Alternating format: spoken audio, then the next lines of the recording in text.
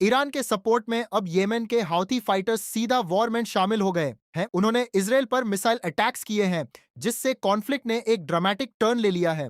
Lebanon के Hezbollah के साथ अब हाउथीज के आने से ईरान की पोजीशन और स्ट्रांग हो गई है।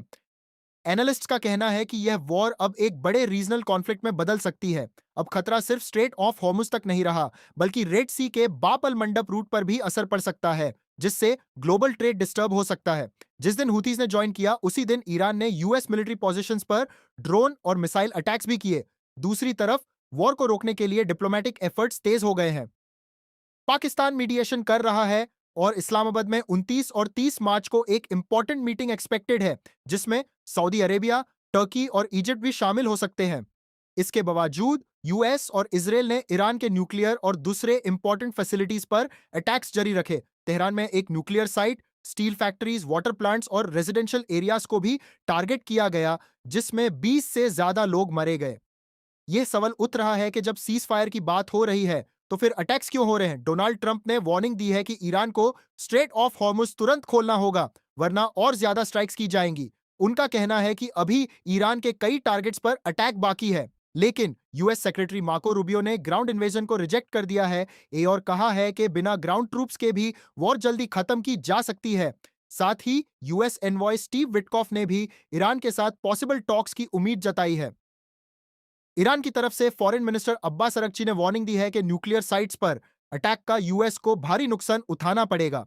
ईरान की रेवोल्यूशनरी गार्ड ने भी कहा है कि यूएस और इसराइल आग से खेल रहे हैं। ईरान ने हिजबुल्लाह के साथ मिलकर इसराइल पर काउंटर अटैक्स तेज कर दिए हैं।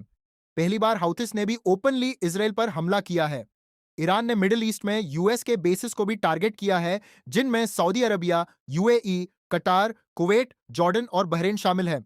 जैसे जैसे वार एंटेनेस हो रही है, पाकिस्तान मेडिटर के तौर पर सामने आया है, जिसे चाइना और तुर्की की सपोर्ट भी हासिल है। एक्सपर्ट्स वार्न कर रहे हैं कि अगर यूएस ने ईरान में ग्राउंड इन्वेजन की, तो यह सबसे बड़ी गलती हो सकती है। ईरान का ज्योग्राफी बहुत कॉम्प्लेक्स है, अफगानिस्तान से भी ज्यादा मुश्किल।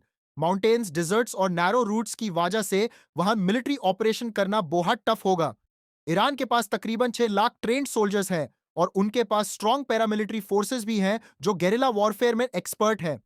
एक्सपर्ट्स के मुताबिक अगर ग्राउंड वॉर हुई, तो कैजुअल्टीज इराक और अफगानिस्तान से कई ज्यादा हो सकती है। इस वॉर का खर्चा ट्रिलियन डॉलर्स तक जा सकता है, जो यूएस इकोनॉमी के लिए बहुत बड़ा बर्डन होगा। दूसरी तरफ ह्यूमैनिटेरियन क्राइसिस भी बढ़ता जा रहा है। गाजा, लेबनान और ईरान में हजारों लोग मरे जा चुके हैं और शहर तबाह हो रहे हैं। रिपोर्ट्स के मुताबिक गाजा में अक्टूबर 2030 से अब तक 70,000 से ज्यादा लोग जान गंवा चुके हैं। सबसे बड़ा सवाल यह है, ये खून खराबा कब रुकेगा? फिलहाल के लिए इतना ही। शुक्रिया देखने का।